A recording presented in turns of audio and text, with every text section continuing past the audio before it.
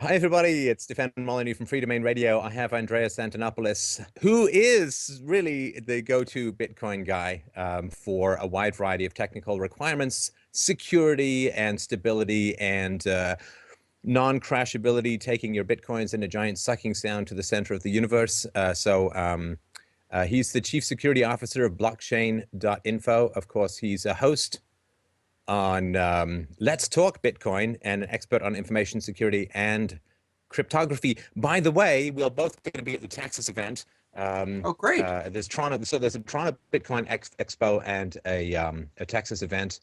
The Texas Bitcoin Conference in Austin, Texas, March 5th to 6th. Ben Swan, Jeffrey Tucker, Jeff Berwick, myself, Andreas, of course, and Toronto Bitcoin Expo, April 11th to 13th, bitcoinexpo.ca. Andreas, thank you so much for taking the time tonight. Oh, thank you. I really appreciate it. It's great to finally meet you on video at least, and looking forward to meeting you in person in Texas. So let's clear away some of the truly horrifying to individuals, but I would argue an actual advantage to the Bitcoin universe, which is MT Gox or Mount Gox. I didn't even know that until it's actually Magic the Gathering online exchange. That's where it started, right? It was a card trading, and then I think in '09 they rebranded themselves as Bitcoin experts, and then began taking people's money and holding that money.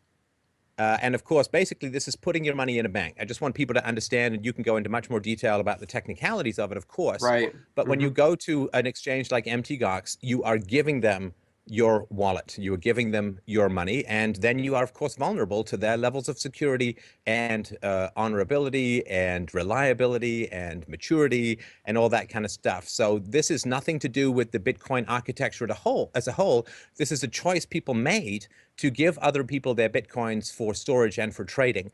So I think that these two things should be kept separate. But I turn it to your considerably greater expertise to help people understand this situation. Well, I think you got it right. One of the incredible things about Bitcoin is that it allows you to exert control and ownership over your funds directly through the use of cryptographic keys, which you can own. It also offers tremendous transparency because everything happens on a distributed public asset ledger, the blockchain. And these are great security features. For example, the company I work for in terms of security as the chief security officer of blockchain has web wallets. And as a company, we have no access to the customer funds and we have no access to the customer keys.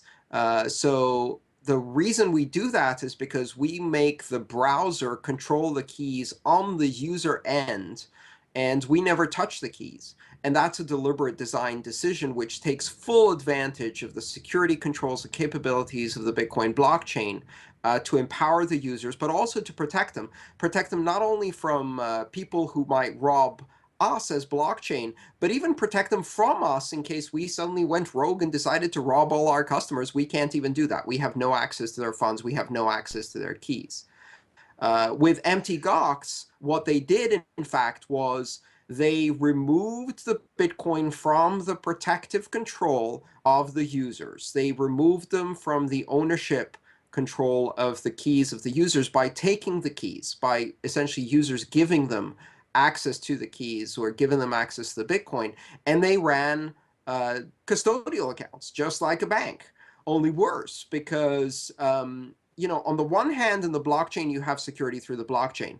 On the other hand, in the traditional banking system, you have this elaborate set of controls and institutions designed to protect consumers. And what MTGOX did is it took the security out of the blockchain, but it wasn't subject to any of the regulations, which, though fallible and often, not working very well to protect consumers, would have been better than nothing. And in this particular case, consumers were left with the only trust embedded entirely in MTGOX, an organization and run by an individual that had proven again and again that they were not deserving of that trust. Well, and I think the argument could be made that if we could trust any particular individual or group of individuals to securely manage the money then we would never have bank runs. And of course, the Federal Reserve would be an upright and honest institution serving the consumer and not massive financial interests and politicians and so on. It is really the very fallibility of human nature and our temptations and our capacity for corruption that requires the kind of public ledger and open exposure that the Bitcoin architecture can provide, and requires the trust mechanisms and cryptography which Bitcoin provides. So in a weird way, if this had never happened, there'd be no need for Bitcoin. I don't know if that makes any sense to you, but this is sort of one of the takes that I have on it. It does. It absolutely does. I mean, if you look at it historically, the history of banking is a history of continuous bank failure, currency failure, runs on banks, and fraud, punctuated by brief periods of security in between. And the rest of it is an absolute mess. I mean, it's a cycle of failure after cycle of failure, bubble after bubble. Because every time you give trust to people and then you give them enormous power that is absolutely corrupting, that trust will soon be violated. And the whole point of the blockchain is to not trust in individuals or institutions, but instead to use cryptographic proof as a better means of security. Mt. Gox was a bank failure that really demonstrated why banks are not a reliable means for wealth management in the long term, because they imbue trust in individuals and institutions. The blockchain is a better solution. And in fact, we have the ability with programmable money to solve many of the issues that we saw here. Now, even if you had an organization that has custodial access to the funds, on the blockchain, you can do cryptographic proof of solvency, which means that the custodian of the funds, without a regulator, without an independent audit, can simply sign with their keys and prove that they have adequate reserves corresponding to every customer account on the system. So even if you have custodial accounts, you can do a lot better than a traditional regulatory system. Right. Now, one of the things that may be confusing to people is this idea of cold storage. And Yes. I wonder if you could go into the sort of the tripartite way of verification or access to funds that Mt. Gox seems to have promised and seems to have, let's put it charitably, failed to deliver on that promise of the cold storage of keys. So cold storage is the use of cryptographic keys that have never been on an online system and have never touched an online system. And the way you do that is using one of the features of the cryptographic keys that are used in Bitcoin, which is that you have a pair of keys that are asymmetric. You have a private key that is used to unlock funds, and that is the one you must keep private. And then you have a public address, like an email address. You can give that to anyone, and that allows you to send funds that are then locked and can only be unlocked by the private key. One of the things you can do is you can generate these key pairs on an offline system and then print them on paper, perhaps even split them between multiple people, achieving separation of duties, where, for example, you take the private key and you split it into 6 shares, and it can only be reconstructed if any of those 6 shares, if 3 at least of those shares come together. Now, in a traditional cold storage system, in a properly implemented cold storage system, what you would do is, on a regular basis, you would sweep funds from your online system by sending them to one of the addresses that are in cold storage. Now, you can do that without bringing those addresses online. You simply Sorry send to interrupt. You said sweep funds. That's not something I'm familiar with. Maybe the listeners are, but I wonder if you could just mention Sure. what that is. So let's say, for example, you have in your exchange, you would have some funds that you have online, and these are used in order to fulfill the withdrawals of the day. So that's your active cash, your cash flow. Just like in a bank, you have some cash reserves on hand to satisfy withdrawal demands, so that if people show up at the teller's window and try to withdraw, you can give them cash. Now, just like in a bank, you don't keep all of the cash in the bank at all times. And what you do is, if you have excess cash from what you need for the day, you take the rest and you lock it in a vault. Now, in the case of cryptography, what you would do is, at regular intervals, any excess cash you have in the system, whether that's an exchange or a web wallet or something like that, you would transfer those funds to one of the cold storage addresses. Now, because only the public keys are used, in the online system, that's a one-way transfer. It's like you know how you have these safes in retail institutions that have a little a tube in the top so you can stuff cash into them, but they say the cashier doesn't have access to the keys to unlock it, so it's one way in. Mhm. It's kind of like that. So you essentially you stuff money into the cold storage system. Now, getting it out of the cold storage system then involves a rather elaborate process. You have to, for example, if you have it in multiple shares, you have to get all the shares together and reconstruct the keys, or you have to bring the keys from some printed material, bring them into an online system, and then create a transaction that transfers from the cold storage back into the hot storage. And that means that the keys are never online until you need to completely empty that cold storage system back into the, as it's called, the hot wallet, which is the one that's online. Now, this sounds elaborate and it sounds like something that you would use in a large environment. But let me tell you something, I do this myself. And I use a very simple cold storage system, which in Bitcoin is a paper wallet, where you just print the keys on paper. And I keep paper wallets in a safe deposit box. I also distribute them in the safe of friends and colleagues. And so if I keep more than a few Bitcoin, I have a small amount for daily spending, like you would have cash in your wallet. And then when I get paid in Bitcoin, or if I have an excess amount of Bitcoin in my account, every now and then I'll move some of it into my cold storage system, and that way it's locked away. So even if my computer's hacked, even if my Bitcoin system is hacked, all it can get to is just the petty cash I have on hand, and the amount that's in my paper wallets is secure. Now, this is how a cold storage should work, and the definition of cold storage is you cannot access it from online. It's impossible to access from online. In this particular case, it sounds like cold storage is not what was being implemented there.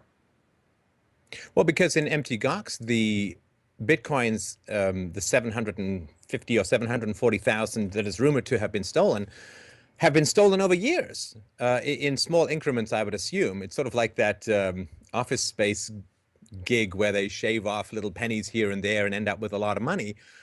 So that could not have occurred in a cold storage scenario. And I think this No. is why people are skeptical that it's ever been implemented there. Yes. So there are a number of possible scenarios here. Obviously, one is at some point, the level of incompetence required for this story to be credible is so extreme that it just becomes completely ridiculous. But in a cold storage system, you could not do that because it would be a one-way transfer. And in fact, the elaborate manual process required to move funds from cold storage into the hot wallet would have been an obvious red flag. So if suddenly your hot wallet's empty and you have to move things from cold storage, if you had to do that again and again and again, you would notice that something was wrong. There's no way you can do it to the back door. Now there's what they're saying essentially, and I think in the alleged leak document that I read, it said there was a leak between the hot and cold wallet system. What that tells me is it wasn't a cold wallet. It was simply an intermediate storage that was stored elsewhere, but was linked so that it could automatically move funds. Now, even that is a scenario that stretches credulity, because to be able to do that over time and not notice that the balance was being drained, and we're talking about a very large amount of money. Well, at least by Bitcoin standards. By normal banking standards, this is like 1,000th of the Madoff. Just one of the scandals we saw in the last few years. It's a drop in the ocean. But by Bitcoin standards, this is a pretty large amount of money. And I mean, the explanation just makes no sense whatsoever. So I guess time will tell what happened with Mt. Gox. So my particular perspective, and I say this with all due sympathy to the people whose money is either gone or up in the air, let's say, and I feel it's tragic. It's a new Of environment, it's course. a new system. I myself have lost some Bitcoins due to my own lack of understanding, and this was pure idiocy on my part. So there is, I really feel very sorry for the people. But the reality is that if you give other people your money, there's always a risk involved, and there was a benefit, right? It's like going to Vegas. You put your money on Red 22, there's a risk and then there's a benefit. And anytime you try to seek a benefit from people, you are going to incur a risk. The benefit there may have been that they were able to pay you better rates because they didn't have a cold storage system, if they indeed didn't, or they didn't spend the money to buy the proper expertise, or to hire the proper expertise, or to put the right standards in place, the right protocols. So you were getting some kind of deal based upon less overhead. And with that, of course, comes the risk. And I really feel for people who weren't aware of that, but I think most people who are invested in Bitcoin, at least to any significant degree, are old enough to know that it is a buyer beware scenario, particularly in the Wild West of a new technology. So I wonder what benefit Mt. Gox was providing to people that Well, I outweighed some of the risks. Because you talked about this, I think it was about 10 months ago. You told people that Mt. Gox was not a reliable place to be, and there were significant concerns raised. Of course, they had problems last fall. So with all these red flags, people who left their money there, I'm sympathetic, but at the same time, I don't even know how to put it. There is a well, gambling element involved there. I think I can provide an explanation, and unfortunately, it's not an issue of risk and reward. So you have to understand the history here, and maybe I can give a very brief history of what has happened in this space. So first of all, I don't think that Mt. Gox ever launched as a card trading site. I think the intention was to build Magic: The Gathering online exchange. But then at some point, just before it was launched, Bitcoin came on the scene, and Mark Karpelès, the CEO of Mt. Gox, decided this would be a better use of his skills, and built the world's first open exchange for Bitcoin. Now, this was really a pioneering and visionary thing. This was much earlier than most other people figured it out, and for that, actually, the Bitcoin community owes him great thanks, because at a time when there was no other source, Mt. Gox provided not only the first exchange, not only the first liquidity pool, but also the first price discovery mechanism, which was critical. Before then, there really wasn't a Bitcoin price. Now, here's what that did. That established the brand as very closely associated with Bitcoin. And then things got big, and they got big pretty fast, and it quickly became evident that the skills that got him to be a visionary and a pioneer were not going to be the skills that scaled. In fact, it was comical that this thing was built in PHP and MySQL in a monolithic application stack. Now, nothing wrong with PHP for building web applications, but you do not build a scalable exchange in a web application language, and you certainly don't build it as a monolithic stack. That will not scale. And so it didn't Well, scale. certainly not when there are programming languages like COBOL available. Actually, that's just my first programming language. But yeah, you need something a bit more scalable and robust, Right. and perhaps even compilable to native, right? Right. Well, exchanges are usually built coupled components on a distributed system that can be scaled out horizontally, so that you have different components like an order matching engine and an order pricing engine, et cetera, that communicate together over a distributed message bus.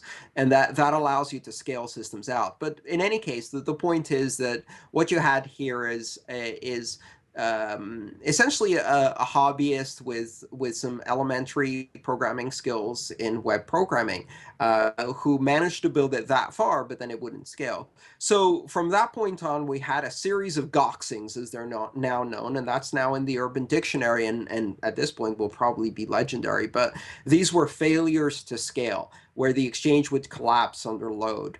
April 2013 was one of the more spectacular Goxings, because what happened then was simultaneous with the bail-in attempts in Cyprus, which caused not only a great panic among people who suddenly realized that the banking system itself is not solvent, and at the same time is predatory and will chew up depositors to satisfy the bankers, started looking for alternatives, and that gave a lot of prominence to Bitcoin. Bitcoin's price shot up to about 260, 266 at its highest, and at that point, a flood of trading hit Mt. Gox, as well as supposedly denial of service attack, and the trading engine basically came screeching to a halt.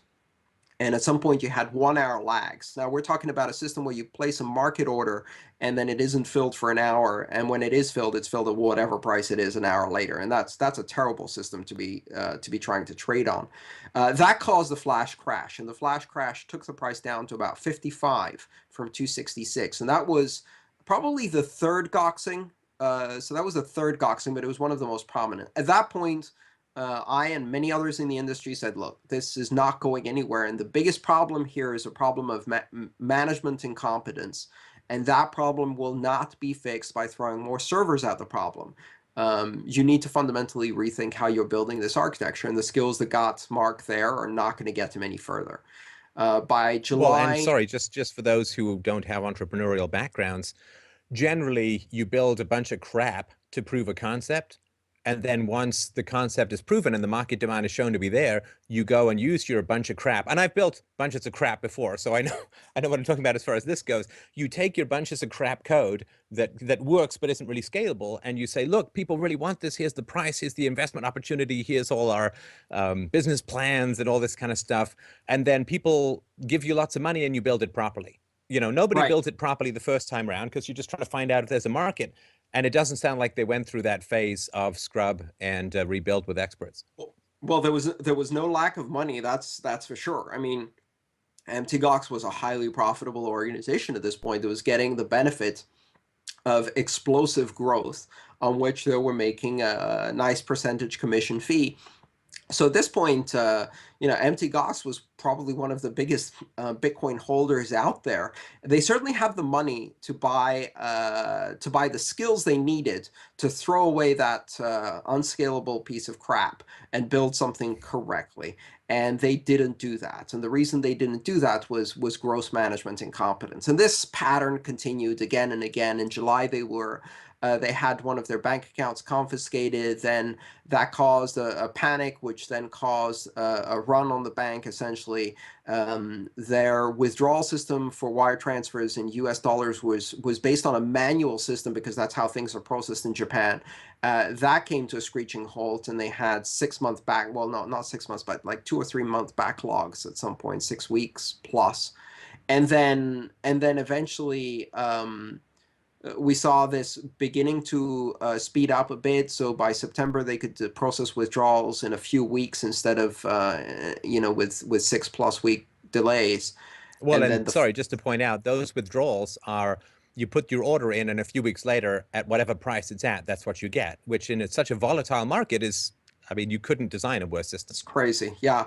And so these problems continue. That was the fourth Goxing. And then the fifth Goxing, of course, was 3 weeks ago, when something that was well known and handled by most of the other exchanges quite well, which was transaction malleability, was blamed by Gox for causing essentially extraneous withdrawals. They had to freeze withdrawals, and now several weeks later.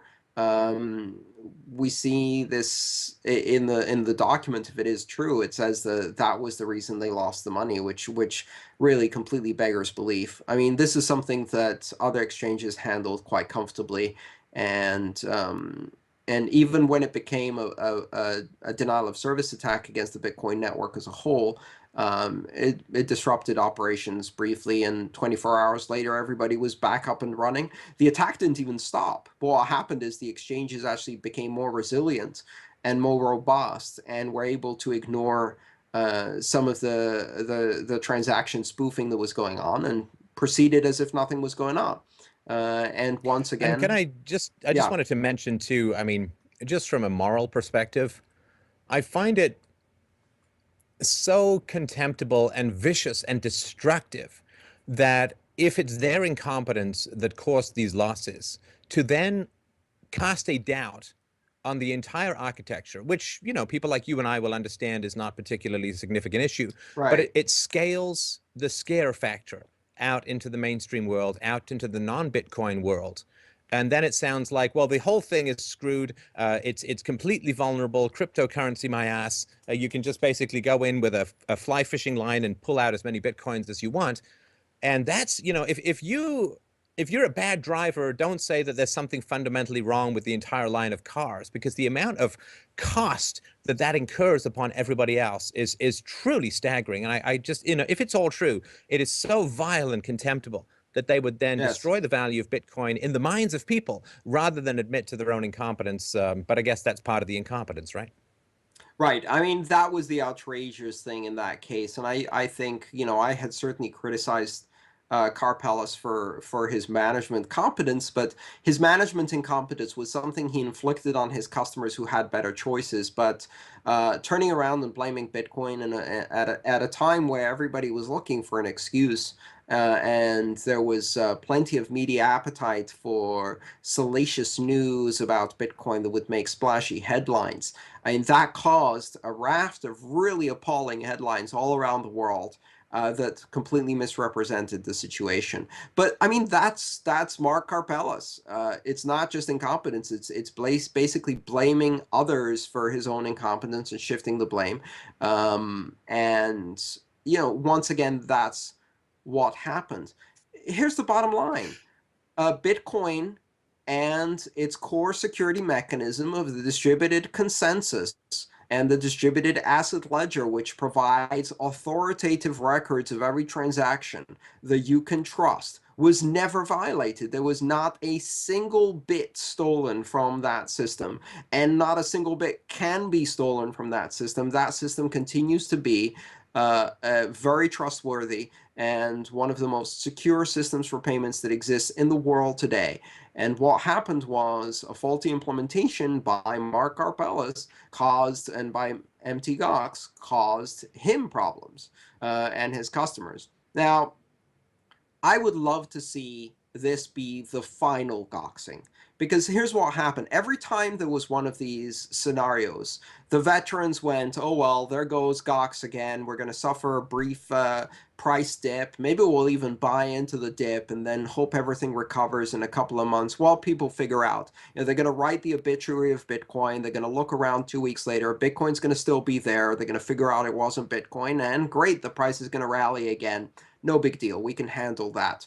Here's the problem. Because Gox was associated with Bitcoin, and a lot of the media, Gox was Bitcoin, and Bitcoin was Gox. And as a result, they kept funneling essentially new users into the maw of Gox, and it chewed them up because they would quickly learn the lesson, but then there'd be a whole new generation of users who just adopted the currency who would go looking for an exchange to buy Bitcoin and would fall into the trap of seeing the oldest and first exchange and assuming that is the best place to do it.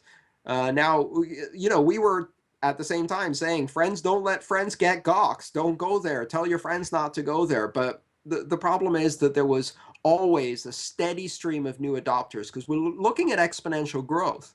And they had to go somewhere. So this brand was sticky enough to create a new bunch of victims with every round. Right. So taking them out of the equation is now going to channel people towards more reputable and stable and secure networks. And I think my argument is fundamentally, this is not, to me, this is not the end of Bitcoin. This is proof of Bitcoin. Oh, no. Why? Because it failed. That's the whole point. Things which cannot fail in a market environment have no chance of flourishing or growing. I mean, look at the bailouts that were pumped at the financial institutions after 08. And these zombie banks are still continuing to go and eat the young and the unborn and sell off everyone to foreign banksters. Look at the zombie businesses that have had Japan in their death-dealing grip, their rotting teeth chewing festival of the last 20 plus years, where their economy has died and now young men don't even want to breed. Letting things fail is absolutely essential.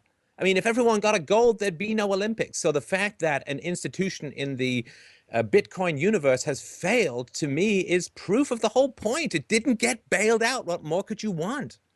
Right. And its failure will actually end up helping competitors. Because what happened in the meantime, since Gox was the leading exchange, back in April of 2013, Gox still accounted for about 65 to 70% of the global volume weighted trade of US dollars.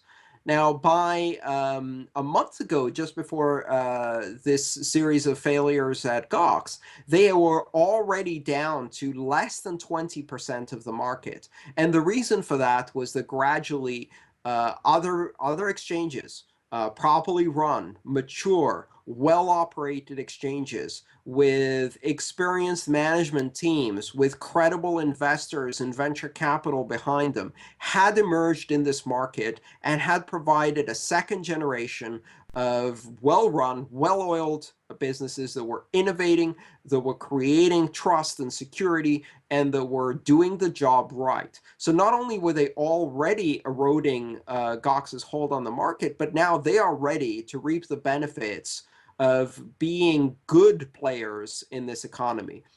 That's going to be very little solace for the customers of Gox who got burned if, in fact, ends up crashing completely. And I'm hoping some money will be able to be recovered so that there will be some restitution. I'm hoping, although that's a pretty slim hope at the moment. But the good news is, yes, no one got bailed out. The failure of Gox was not a failure of business. Failure of Gox was the failure of an institution that acted like a bank with none of the maturity of a bank, in an environment where they had the ability to use the trust and security of the blockchain and empower their users to keep control of their money, and they chose not to do that. And the end result was a lot of people got burned. And keep in mind, this will happen again. There will be fly-by-night operators who will set up centralized exchanges, who will gather the money of their customers in a single account, and who will not be trustworthy. And new users who come into this unaware and will buy Bitcoin from those exchanges will get burned when they fail. What we need to do is educate users about the importance of using the blockchain security features to establish and maintain ownership and control of their funds by owning and controlling their own keys. And that's where you can really take advantage of that and put behind you the legacy banking system and its serial failures, which were only demonstrated once again with Gox, that behaves more like a legacy bank than a Bitcoin company. Yeah, you don't. I mean, you generally approach anything version 1.0 with skepticism. And as far as I understand it, the architecture of Mt. Gox was more of a beta. And you don't put hundreds of thousands or millions of dollars in a beta with an untested and inexperienced management team that has not dealt with significant financial growth or significant financial interest before. It's just a risk. I hope that I'm sure that there will come, there's some big market need, of course, for, the BBB, the Bitcoin Better Business Bureau or something like that, 4Bs, some sort of stamp of approval. This has gone through, the Andreas Antonopoulos seal of approval for its security and reliability and all of that. And that will become known as something you need to look for. So then it's, there's just some stamp of approval that will hopefully give people peace of mind. And if you don't have that, well, the Nigerian scam emails still flood your inbox because, unfortunately, a few people click on them and give away their money. That doesn't mean that money is worthless. It just means that some people want to cut corners and take the easy way. So, yeah, it's my hope that a standard of excellence, an ISO standard that would be similar to, will be developed, and people will submit themselves to that testing and also spend more time educating users on Bitcoin and its architecture. It's not like money. I mean, this is what people say. I mean, the coin thing is kind of annoying because it sounds like it's like money, but it is, of course, basically just a massive database of distributed information, one aspect of which can be used as currency, the rest of which can be used for wonderful things like your own stock market for free, saving you millions of dollars of IPO costs and extending the capacity to get capital even under the third world or people with burner cell phones, wonderful third-party verification, dispute resolution, public ledger information. I mean, it's a whole financial / data / copyright multiverse, one of which you can use as currency, and it's a fine thing to use as currency, but people need to spend the time to actually educate themselves. I mean, I can't imagine that people who've got hundreds of thousands of dollars or more invested in something wouldn't have spent at least a couple of days becoming familiar. And, there are books out there, there are experts like yourself to figure out how this stuff can work. So there is a little bit like if you don't study, If I just suddenly say, "Hey, I could just go fly a plane," I flew a flight simulator on the Atari 800, off I go, and I'm going to leave a bald shadow on some mountaintop. So I hope that the community will come up with good stamping mechanisms for best practices, but also I really strongly urge people to get involved. Learn something about it. I mean, be an investor, which means know what you're doing. Don't just be a speculator throwing darts at a board. Right. Let's pay attention to this. There are going to be many obituaries for Bitcoin written over the next couple of weeks. And then just hold on and give it 3 or 4 weeks and look around. And guess what? Bitcoin's still going to be there because Bitcoin is not just money for the internet. While it is one of the most perfect forms of money for the internet, it's safe, it's instant, and it is cheap to transmit money anywhere in the world across borders with no controls by anybody else. It is really good money for the internet, but that's not the point. Bitcoin and the blockchain technology that underlies it is the internet of money. It is a network that allows innovation at the edge. It allows for a distributed, trusted asset ledger, which we've never had in history before. And on top of that, we can build a myriad applications. And currency is just the first app on this incredibly exciting invention. Now, just because Alta Vista isn't a great search engine anymore doesn't mean the internet went away. And just because MySpace is a backwater of music videos doesn't mean that social media died, or more importantly, the internet went away. The internet of money is here and it's going to remain here because it has use, it has potential, and there is enormous demand across the world for financial liberty and world integration in terms of economic activity and financial services. And this thing can solve that problem. So if we have failures that happen in the meantime, that does not change the fundamental utility of the concept. And in this case, this failure really will demonstrate once again the resilience. This is not about a currency. This is about a network of trust that enables international consensus on an asset ledger. And that is a huge invention that has a myriad of applications. Yeah, and I really wanted to reiterate to people, that the whole point of failure within a market system is to take assets out of the hands of the less competent people and put them into the hands of the more competent people.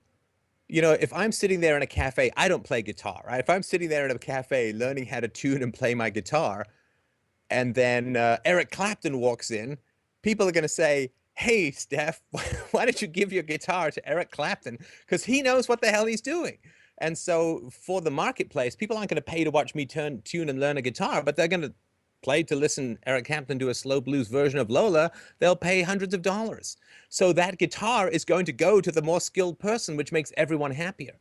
And I think you alluded to this earlier, but what's going to happen with the failure of the Silk Road, or the failure of, or the end of Mt. Gox, if that's the way it goes, is that the Bitcoins, the infrastructure, the architecture, the expertise, and most importantly, the Bitcoin users are going to be transferred to more competent and efficient and effective people. That's how it's supposed to work. So the old rotting trees, there's a fire, and now there's room for new growth. And that's sort of the point of the free market. So it's so weird to me that we've drifted so far from this idea of the free market that people view the failure of an institution as the failure of a market situation. That's sort of the whole point of the market situation, is to make sure Right. that the assets move to the most competent people.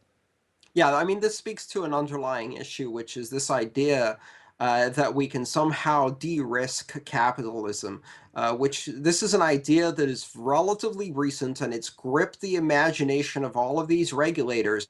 And what they're trying to do by pouring trillions of dollars in quantitative easing and ignoring regulations and letting bankers get away with massive crimes and not jailing them because to do so would somehow threaten the integrity of the financial services system. All of this de-risking has had two effects. One, it actually ends up magnifying the risk by sweeping it under the carpet. Just like if you never have a fire and you suppress it in a forest, eventually the undergrowth turns that fire into a giant inferno. And when it takes off, it doesn't just burn a bit and allow for regrowth. It turns the ground into glass and turns that hillside into a barren landscape for decades because it's so destructive. And at the same time, the other thing it does is it chokes the possibility of new growth. Just like in a forest, when you have too much undergrowth because you've been preventing fires, nothing new grows. And what's happened in the financial services industry is by artificially de-risking and pouring all of this capital that allows banks to make more money by sitting on zero interest money instead of innovating. Innovation has disappeared. And gradually, it not only disappeared from financial services, but because of the financialization and securitization of other parts of the economy, it's now sucked innovation out of every part of the economy until the only thing that is profitable is securitization and war. And as a result, the rest of the economy is stagnant. It's basically dying on the vine because all of the money gets sucked into these giant flows where bankers can stick a straw into a flow of money and suck out and do rent-seeking behavior that has nothing to do with innovation. It has nothing to do with rewarding productivity. It has nothing to do with rewarding risk. And it has everything to do with cozy relationships with regulators. And that is death for an economy. No risk means no innovation. And what we've seen over the last 10 years is hiding risk, which destroys innovation, and then it comes and blows up in your face when that risk is ignited. Yeah, I mean, we could probably spend another hour on this topic, but one of the things that is so frustrating is North America, and in particular, used to be this incredible furnace of creativity. Now, a lot of it remains in the IT sector, and it's funny. I mean, having spent 15 years as an IT entrepreneur, the idea that stability is the goal is insane. I mean, it felt like the moment I became competent in a language, that language evaporated and the architecture evaporated to find something new. The moment you get a customer relationship going or a whole series of customer relationships going, everything shifts underfoot and you've got to stay nimble. So we've kind of lost that, particularly in the manufacturing sector. Of course, in the manufacturing sector, really for the economy as a whole, I would argue worker productivity is the only thing that matters. I mean, as far as economic growth goes, worker productivity requires the constant experimentation and investment into new capital equipment and technologies and processes and all that. And yeah, this has completely died off the vine. I mean, you can get money at 0% interest from the Fed, and you can go buy a bunch of government bonds at 3 or 4%, and you can call yourself a financial genius if you're sitting on $1 trillion to begin with or something like that.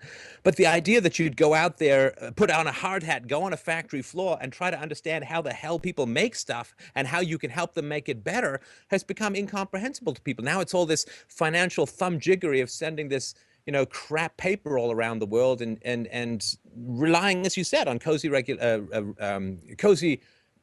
relationships with central banks and regulators and so on. The risk has gone out. I can understand from a business standpoint why they wouldn't be that into risk, but it's not just because China can produce things cheaper. It's that China is at the moment, really boiling over with innovation because they're in the early enthusiastic phase before people become rich enough to capture the government and turn it towards their own ends. Same thing with India, and it's so frustrating seeing all of the energy and creativity of a culture get sucked into this giant Jabba the Hutt financial asshole of the universe and not give anything back other than debt for future generations. Sorry, end of rant.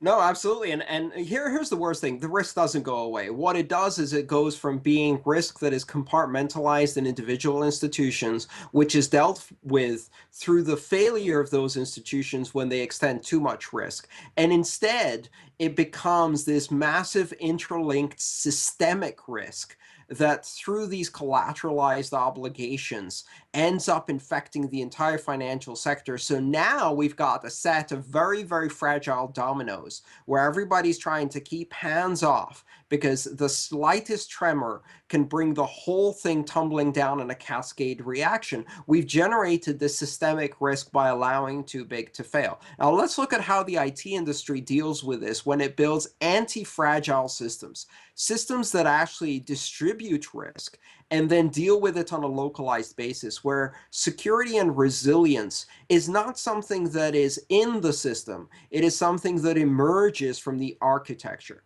Let me give you an example. One of the most successful companies out there, which is a large distributed video streaming company, uses a special software technique called Chaos Monkey. And basically what this is really brilliant. Instead of trying to build servers that cannot crash, what they do is they have a system of interlinked servers where they deliberately crash servers. They have programs that go out there and deliberately crash their own servers at random intervals. They pick a random server and they cause it to crash. And the idea is that if you have that happening all the time, and you build your systems to be resilient despite chaotic behavior and despite constant crashing, the emergent resilience of the system is much greater. So that when servers do crash because of phenomena that are outside of your control, you already know the system will be resilient to that because you've been crashing them yourself. And this leads to emergent resilience of the system. Bitcoin is exactly like that. You have 100,000 distributed nodes, each of which has a complete copy of the decentralized ledger and can independently verify and trust transactions just by looking at that decentralized ledger. No part of the system is essential. No part of the system is controlling. No part of the system is not expendable. And that means you can blow up different parts of the network. They can crash, they can become disconnected, and then they will reconnect, reassemble, and continue. And the network as a whole exhibits resilience. In fact, what happens is the more you stress it, the more resilient it becomes because it has adaptive behavior. And that is the essence of anti-fragile. Anti-fragile doesn't mean just that it's not fragile. It means that the more you test it and the more crisis it faces, the stronger it gets. Like an immune system. If you shelter your immune system, you develop allergies. But if you expose your immune system to small doses of germs, then gradually your immune system gets stronger and stronger until you can resist infection. And that's exactly what we see in anti-fragile systems, and Bitcoin is one of them. Now, it's a completely opposite concept from traditional financial services where, oh no, we can't touch that because it's too big to fail. Nothing is too big to fail. Everything should be susceptible to failure all the time, and that will make the system as a whole resilient to failure because we can survive the failure of individual institutions. And when we stop being able to survive the failure of individual institutions, then we all fail together. Yeah, and one of the great things about the decentralized aspect of the Bitcoin network is that there's nobody who has enough concentrated value and wealth that lobbying the government for preferential behavior is to the advantage. And even if they were to want to do that, they really can't because everybody else would have to accept. So it's truly democratic. Everybody else would have to accept some new parameter, which they wouldn't if it was at the expense of the general for the benefit of the individual. So I really like this anti-political because you know what happens. I mean, concentrated economic power always wants to exclude the natural creative destruction of capitalism from its own environment. You know, once I win Wimbledon, nobody else can play tennis, so I can never lose again. This can't really happen. And this is what is so economically democratic, which means the opposite of political democracy, which tends to serve concentrated economic power. That's what I love about it. And also there's this view that people have. I've just, you know, we're on freeform Bitcoin jazz land at the moment, so hopefully this will make some sense. The value of Bitcoin remains invisible, I think, for a lot of people who can afford to have accountants. Well, lots of people in the world can't afford to have accountants. You know, throw them a bone or two because you've got public ledgers with Bitcoins for free. Bitcoin's value remains invisible to people who always pay above the table. You know, I was just reading, I did a show on the on Ukraine recently. Not the Ukraine, I know I got it corrected so many times, on Ukraine, and 40% of their economy is gray market because people simply can't survive in the maze of regulations and corruption and legislation and regulatory capture and special interest groups and complex laws and taxes. They can't survive. And so a method, and between a quarter, a third, depending on how you measure it, up to 40% of the world's economy is outside of the reach of legality. That does not mean illegal. It just means that they don't have access to any kind of legal dispute system. The dispute system they can't afford the Bitcoin architecture, like, let's throw them a bone. That, you know, just because you and I can afford accountants doesn't mean that there's not, you know, hundreds of millions of people out the world, around the world, who are going to hugely benefit from this, even though it's, you know, part of what we would call the cost of doing business. Boy, if it can go way down, How great is that for the third world? How great is that for entrepreneurs in Somalia? How great is that for, women who want to start a sewing collective in Dubai? I mean, God, the value of it is not necessarily from where everyone is standing in the privileged Western, often white world. There's a whole world out there of people who need these transactions and these public ledgers and these abilities. And if you don't see that, there's something where people are just looking in a mirror saying, well, that's the whole world, right? Well, that's the key point, and I think that bears emphasizing even more. It's something I've been talking about for You mean more than a louder? year Just now. do it again, but louder? Is that that's okay? Well, slightly different. Let's look at it from this perspective. Right now, if you look at the world and split it into banked and unbanked, you really miss the picture. So, for example, the World Bank says that there are approximately 2.5 billion unbanked people. What they're counting is employment age adults who have no access to banking facilities. That is a very narrow perspective of what it means to be unbanked. Let me look at it from a different perspective, and this is the way I like to look at it. Approximately 1 billion people in the world have the type of banking facilities that we take for granted among the upper echelons of the middle class and upper middle class in the United States.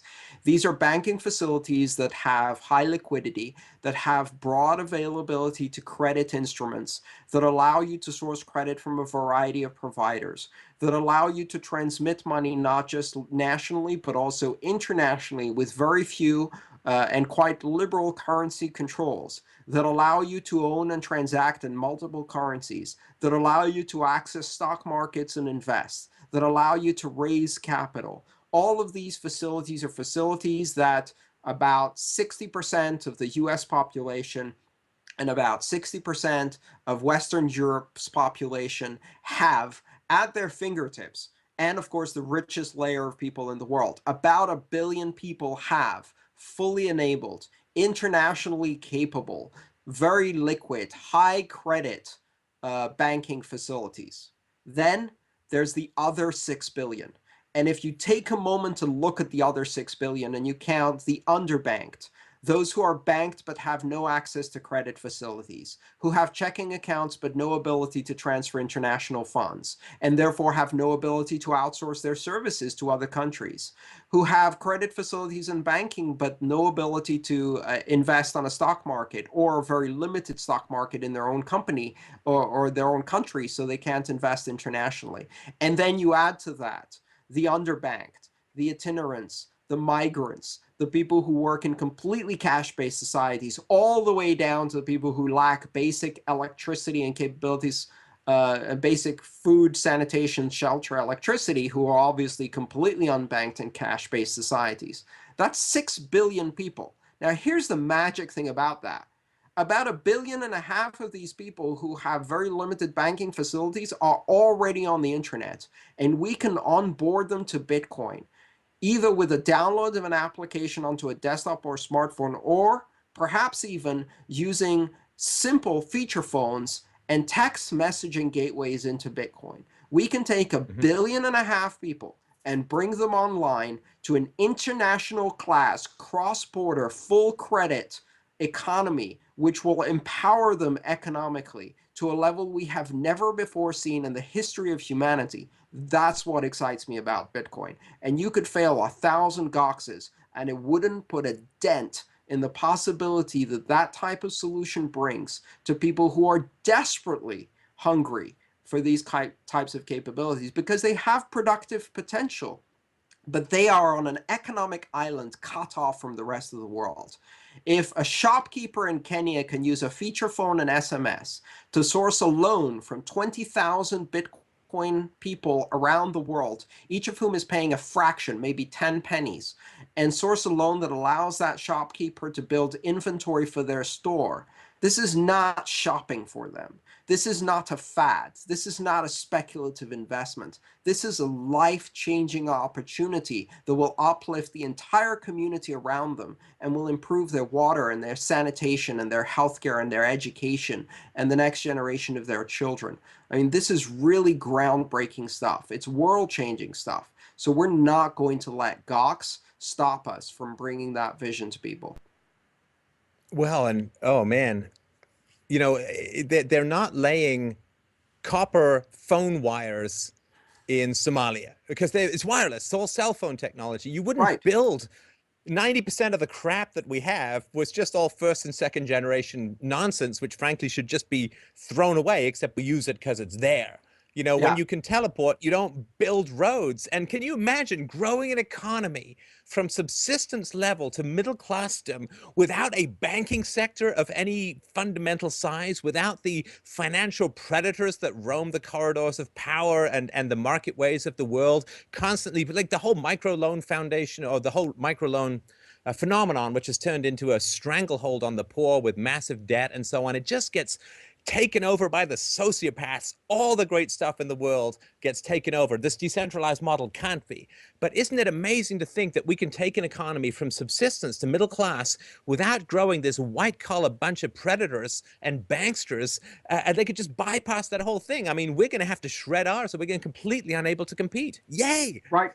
They leapfrog the entire system. They bypass central fiat banking with currency issuance from corrupt central banks that use inflation to steal money in the form of hidden taxation. And they bypass that as if it's a car accident that they rubberneck and look at it in horror and fascination at this failed experiment of the last 100 years in Western society. And they look at that and think, well, thank God we skipped that one. And we could go directly to a decentralized global currency that empowered individuals and gave them full control over their finances. And if you look at some places in Africa, for example, we've seen this experiment already succeed, not with Bitcoin, but with examples that have very close parallels. With cell phones, for example, they bypass landlines, and you see these like 1 square foot solar panels distributed around various places in Africa, in places where they have no electricity in the home, they have no plumbing, and maybe they're providing heat and cooking capability by burning wood. But there's a solar panel on the roof, and that solar panel is used for one purpose only: to run a little radio and to charge a feature phone. And that feature phone is their connection to the rest of the world. Now, if you can turn that feature phone into a fully enabled international wire transfer and checking account combination, that is an incredibly powerful technology. We saw what happens when you give people the ability to have a currency that is incredibly fungible. We saw it in Kenya, where a system that was originally developed to allow family members to exchange cell phone minutes. I can imagine the day that one person went into a store and said, look, I don't have any money, but I have 2 minutes left on my cell phone. Can I give you 2 minutes for 6 eggs? And boom, a currency was born. And less than 12 years later, the currency called M-Pesa now represents 40% of the GDP of Kenya. 40% without anybody planning to turn that into a currency. We know this can happen. When you combine the capability and utility of very fluid money, frictionless commerce, with feature phones that can be affordable for anyone. I mean, for 10 euros, you can buy yourself a seat at the international economy. People will do that. And instantly overnight, you will see this explosion of economic activity, and you can bring online the productive capacity of 2/3 of the planet that have never had the opportunity to interact, not only to interact with us, but to interact with each other. Right. And the traditional method of dealing with better currencies is to invade the country. Tragically, this is just traditionally what happens. Somebody develops anybody who tries to develop a gold-backed currency now is going to have several thousand central bank lasers targeted directly on their forehead, as has rumored to be the case with Gaddafi and Saddam Hussein.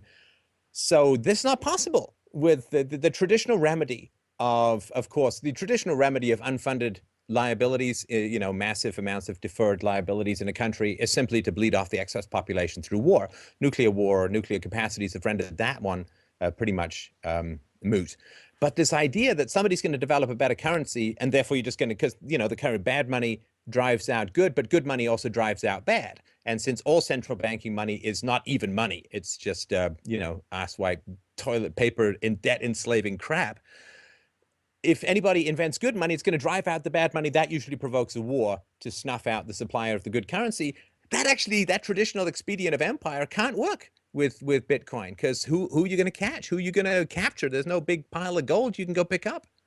You can't even stop its use. At its basic, what Bitcoin has done, what the invention of the blockchain and the distributed asset ledger has done, is it's changed money from being something tangible into being a content type that can be transmitted without the need for security, because the security is embedded in a distributed system, not in who accesses the network. This is something that most people haven't quite realized yet. But what Bitcoin does, what the blockchain invention does, is it inverts the trust model. Traditional financial payment networks depend on exclusion. They work through access control.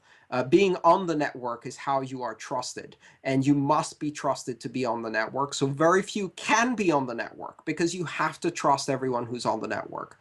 In the decentralized system of trust that is the blockchain, the trust is embedded in computation and it's completely distributed and diffused through the network. And because you're trusting no individual, you're only trusting the mathematics and the provable cryptography behind these transactions, you can open the network to everyone. And once you do that, you have the ability to attach innovation at the edge, just like we had with the internet, innovation without permission. And you have this pent-up 50 years of innovation that hasn't happened in financial services, because no one did innovation in financial services from their garage because they couldn't get permission to attach to the network, and the network had to be closed. And now all of this pent-up innovation is now exploding in this incredible tsunami of startups that are generating their own economic activity. Now you take that and you have money as a content type, and you look at the world as it is today, and there are 193 currencies, of which we see the US dollar as the world reserve currency, and it is stable. You know, when you ask me the question, is Bitcoin better than the US dollar? For most values and for most people and under most circumstances, the answer is no, not yet. It's not better than the US dollar. It doesn't have the capital base, it doesn't have the stability, it doesn't have a lot of the characteristics of the US dollar. You asked me that question about the other 193 currencies, and I can list 30 or 40 that are already far inferior to Bitcoin, or Bitcoin is far superior to those other currencies. And it's climbing and getting better. It's increasing the liquidity pool, which is reducing the volatility over time. And we're seeing more stability, more acceptance, and the network effect is causing exponential growth. Now, what happens when in these 30, 40, 50 countries, people who have access to the internet can voluntarily make the choice to divest from their national currency and to join a community of common purpose, a community formed around a common transnational currency that they can transact with anyone else in the world and tap into this giant and growing economy that is represented by this new currency. What you're going to see is some very disruptive effects, because they can take their tin pot dictator and his fake money, and they can simply not attack them, not disrupt them, but render them irrelevant by divesting from that system through choice. Never before have people had a choice to leave their national currency and use something else. And they're not going to make that choice in the US. And they're not going to make that choice in Western Europe yet. Not for most people. But they are going to make that choice in places like Argentina, and we're seeing that happen already. And as you have these crises in emerging economies and their currencies, you're going to see more and more people who have just the right level of education and infrastructure, computer literacy, and the basic internet infrastructure to adopt this, are going to divest from their clownish currencies. They're going to divest from this worthless paper that is destroying the future of their families and everything they invested in all their life. And they're going to choose another way. And that's an incredibly powerful phenomenon. It's very difficult to even imagine the impact of a movement like that that also exhibits exponential growth. I would agree with that. I think the area where I don't know if it was an incomplete explanation, or I would add to it, Andreas, is the idea that I think having a portfolio with fiat currency in it, and stuff that's basically traded and denominated in fiat currency, is a very short-sighted strategy. Bitcoin is a great hedge against fiat currency. And so, yeah, there's lots of people who wouldn't want Bitcoin as their primary store of value. But we all know that the long-term survivability of fiat currencies is effectively zero. Hundreds of them have come and gone, and they all revert back to being worth exactly what they're worth, which is some paper with you can't eat or draw on with some crappy drawings on it and numbers that you maybe can use as they used the fiat currency in the Weimar Republic to burn for heat. That's all you can really do with it. Or this, people at libertarian conferences handing out these $1 billion Zimbabwe currencies and all that from like 80s or 90s. And so I think that it is part of every person's financial responsibility to have a hedge against fiat currency. Not just those of us who are somewhat familiar with Austrian economics, but anyone who can do basic math knows that the existing systems can't possibly sustain themselves, particularly with an aging population. So I think it needs to be part of a consideration for everyone's portfolio. I think it's a better hedge than gold myself. I have some gold too, but I consider Bitcoin to be a better hedge than gold. But boy, you think the people at Mt. Gox got shafted. I mean, the people who are going to end up with devalued dollars are going to be much worse off in the long run if they don't find some way to hedge. I think that's Bitcoin, but whatever it's going to be for people, they really need that stuff. Yeah, one of the nice things about this is that Bitcoin doesn't need to succeed at first. All it needs to do is survive and watch as the other currencies fail one after another.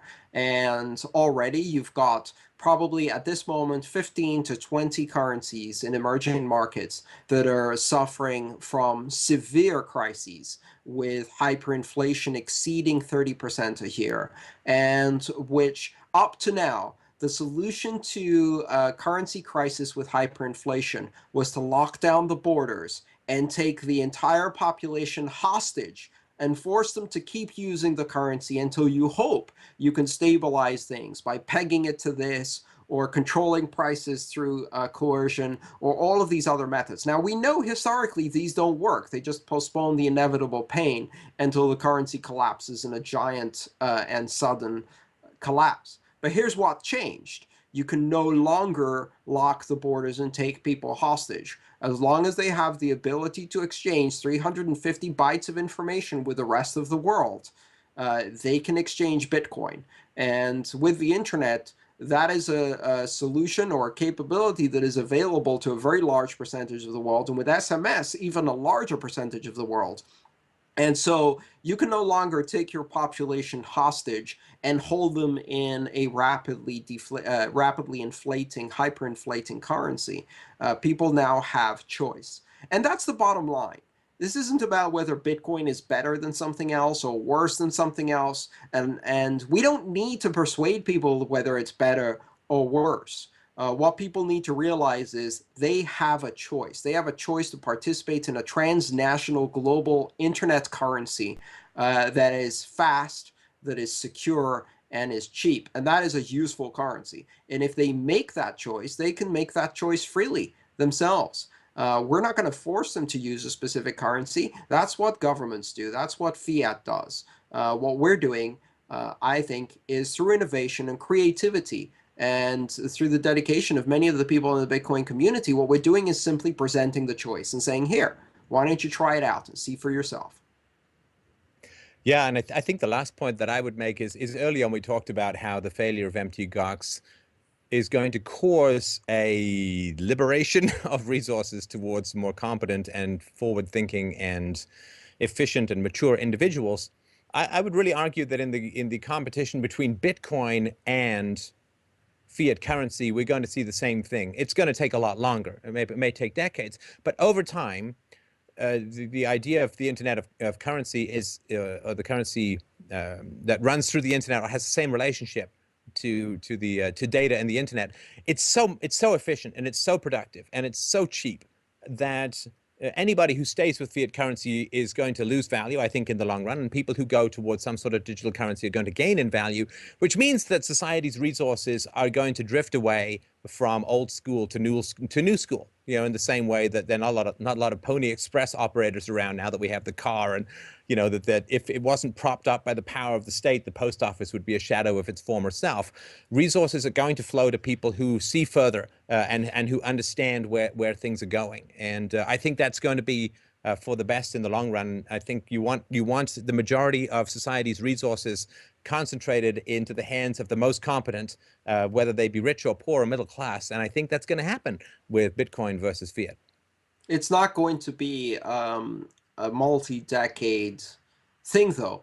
And I think people massively underestimate two things. One, they massively underestimate the potential time frame for Bitcoin, or they overestimate how long it's going to take. And I've made that mistake before watching previous technological revolutions. They always happen faster than I expected. I think Bitcoin is going to play out in 3 to 5 years, not longer. And the reason for that is because one of the most powerful forces is the other one that people underestimate, is the force of a network effect. A network effect is the law established by Bob Metcalfe in 1984, where he said that the value of a network increases exponentially with the addition of each new node. That means that if you have a telephone network and there's two people who can use a phone, if a third person comes along, it doesn't just make a useful phone for the third person, it makes the phones that the other two people already have more useful because they now have one more person to call. And that effect multiplies the bigger the network gets. Now, if you think about it, Bitcoin is not the 194th currency. It's not yet another national currency. And therefore, it's competing on this playing field with other currencies in a completely unfair way. Because I can trade dollars with Americans, and I can trade euros with Europeans, and I can trade renminbi with the Chinese. But I can trade Bitcoin with everyone. And the bigger Bitcoin gets, the more of an obvious choice it becomes. Do I use the currency that's only usable here? Or do I use the currency that's usable everywhere?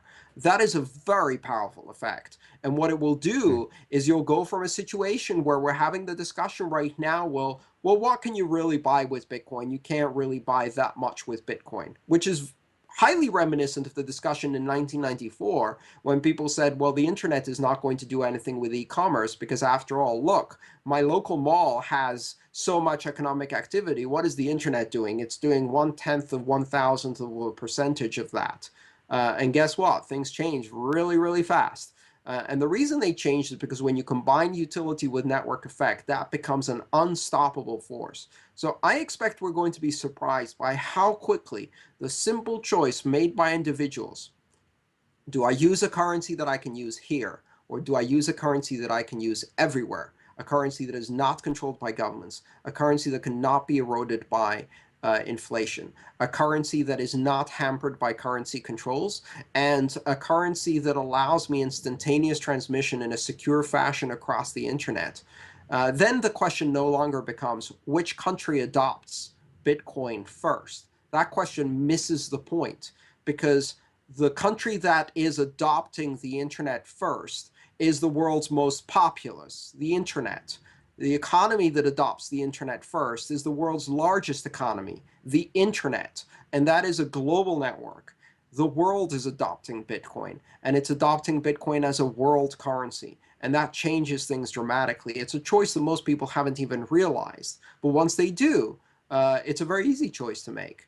And once you put yourself in a Bitcoin environment, as I do, I earn all of my income in Bitcoin. I transact in Bitcoin every single day. I pay contractors all around the world. I transact in my businesses. I invest in Bitcoin. I get paid in Bitcoin. I pay for my plane tickets in Bitcoin. I use Bitcoin every single day. It is convenient. It is easy to use. And it's getting easier all the time. There are more places to use it. And the bottom line is that when I have to pull out a credit card, and when I have to use cash, and when I have to use, God forbid, a wire transfer, one of these antiquated fax-based technologies, it seems ridiculous to me. It seems as ridiculous as the fax seems to an internet generation. It seems as ridiculous as a rotary phone is to the texting Facebook generation. And that's what happens. You get steeped into this technology, and then suddenly you look back at the traditional banking system, and you're like, what do you mean it takes 4 working days to clear a paper check? What the hell is this, the 18th century? And so it changes your perspective completely. What do you mean it takes $35 to wire money from here to Japan, and it takes 7 days, and it can be reversed, and by the way, I can send more than 10,000, and by the way, just the fact that I can do that puts me in the top 10% elite of the world. this is insane. But the only reason you can survive in that insanity and consider it normal is because you've never had a choice before. And now people have a choice. So don't tell people about Bitcoin. Give them some Bitcoin. Let them experience it for themselves. And they will still soon turn around and look at the existing financial system in horror.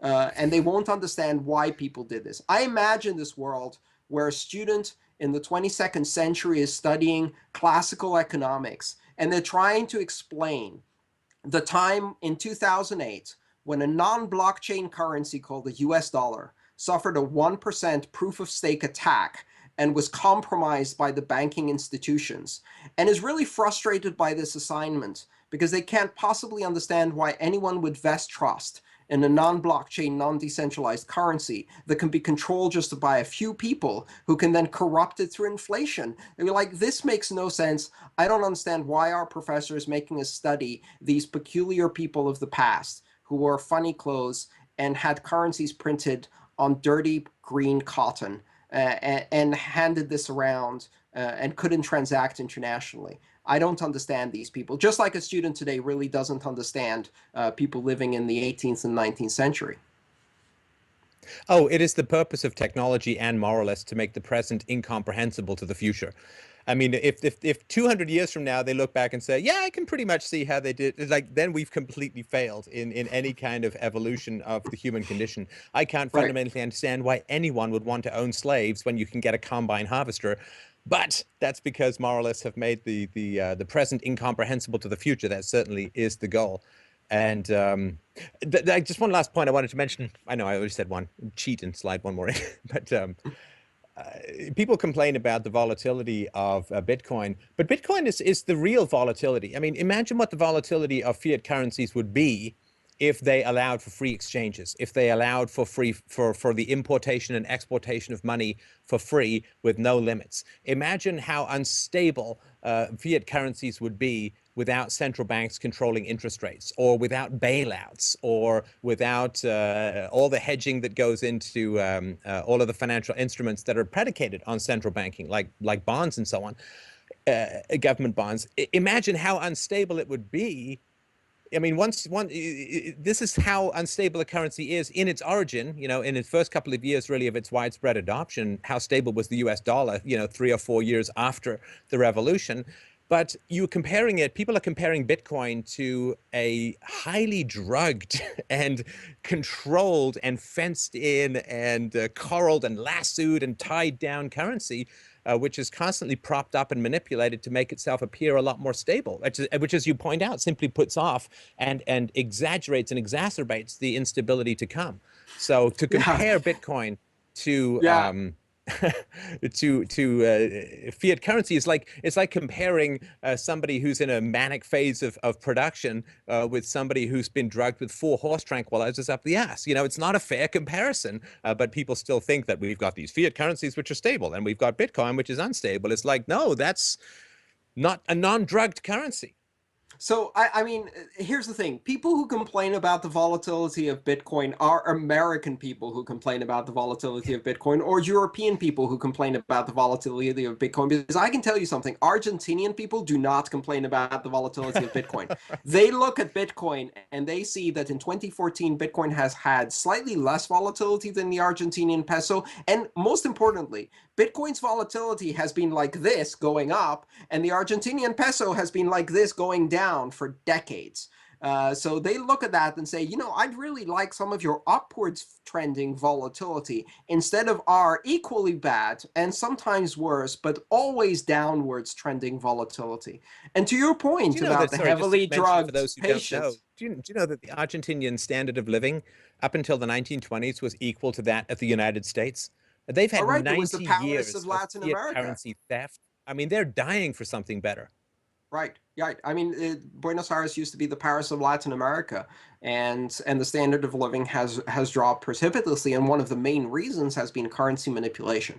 So when you look at the highly stable world reserve currency of the US dollar that is fed with an IV drip of petroleum and blood from overseas adventures, the real question is not to check what is the volatility of that system.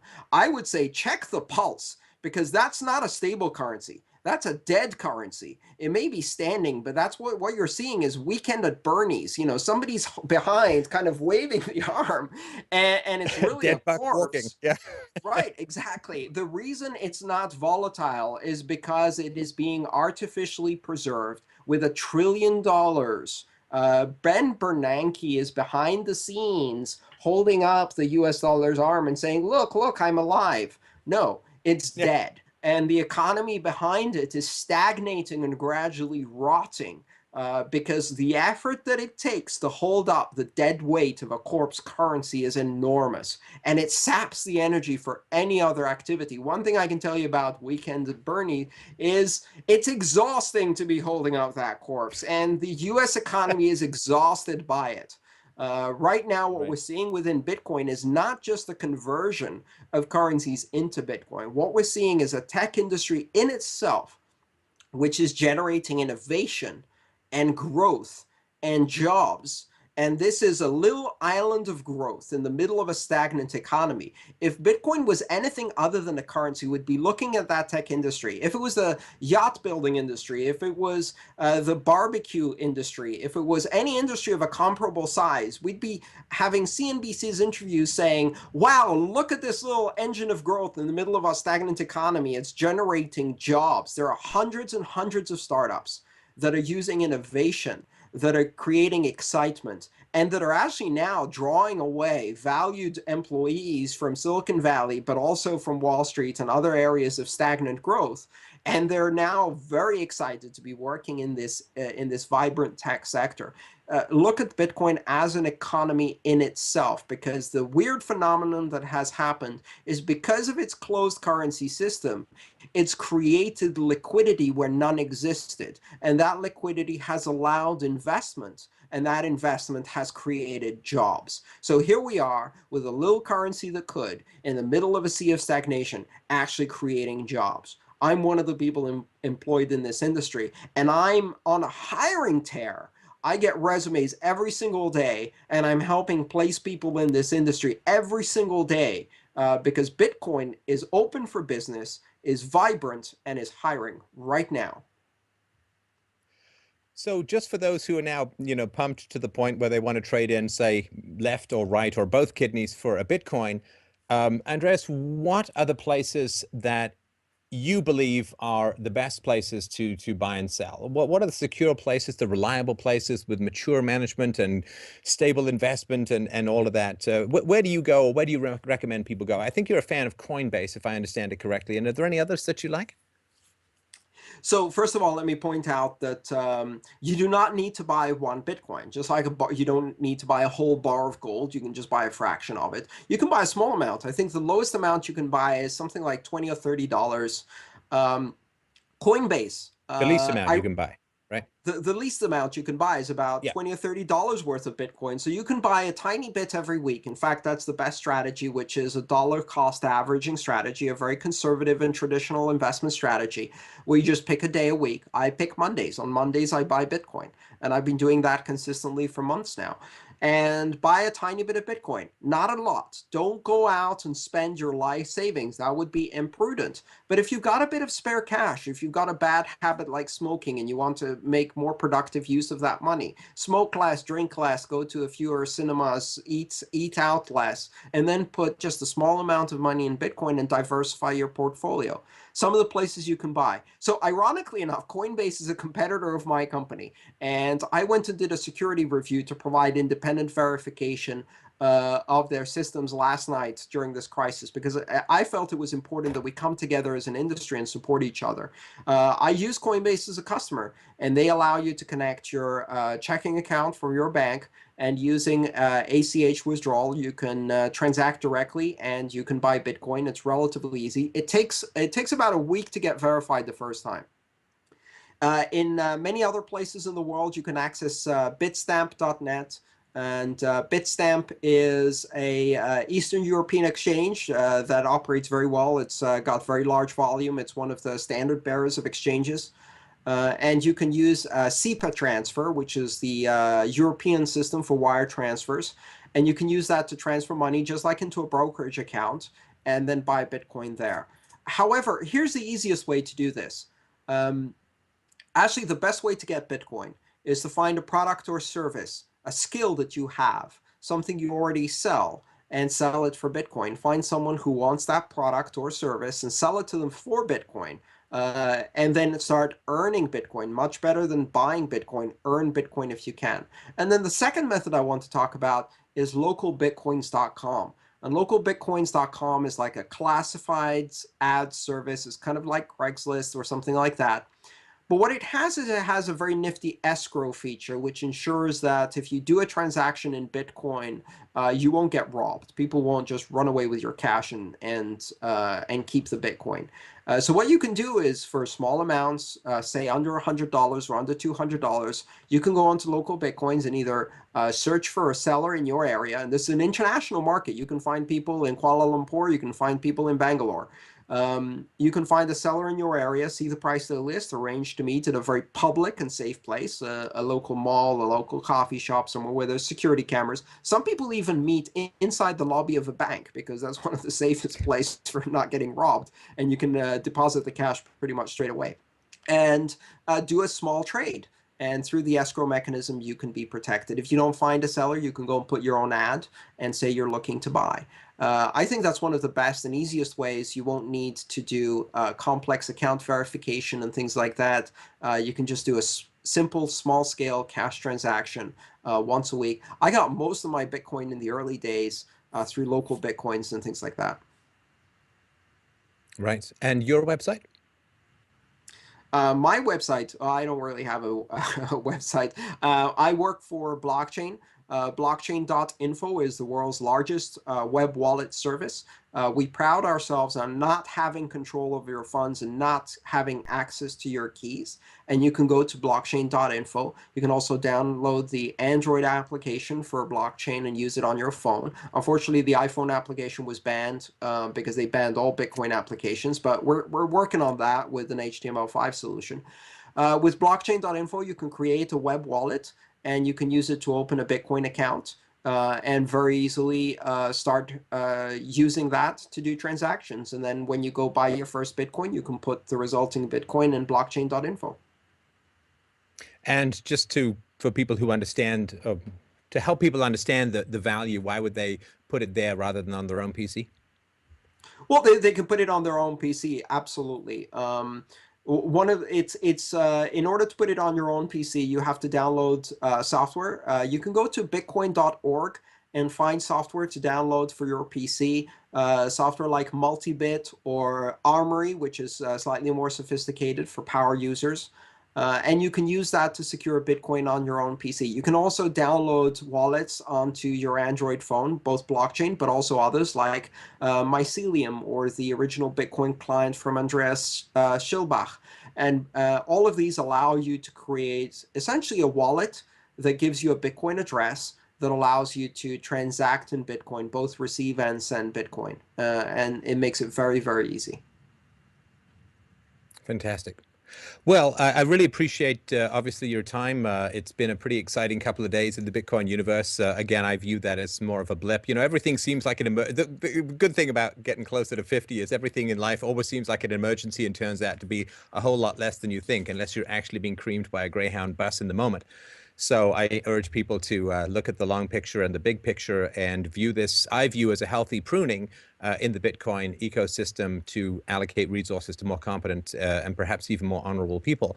So yeah, please check out blockchain.info. Andreas and I will be, you can check us out at the Toronto Bitcoin Expo, April 11th to 13th, bitcoinexpo.ca. I'll probably be in town for a day or two, so I'm hoping to meet up with some people, and I'm always available for doing chatting and sit downs. And we'll both be in March 5th to 6th at the Texas Bitcoin Conference. That's texasbitcoinconference.com. Thanks again for your time. And of course, I appreciate your evangelizing at all times about what I consider to be one of the most crucial bits of Liberty technology to come along, I imagine, in my entire lifetime, assuming I live to be 250, which I'm sure will be available for Bitcoins in about 3 or 4 years. So thanks again so much for your time. I really appreciate it. Thank you, Stefan. Really a pleasure being here. Take care.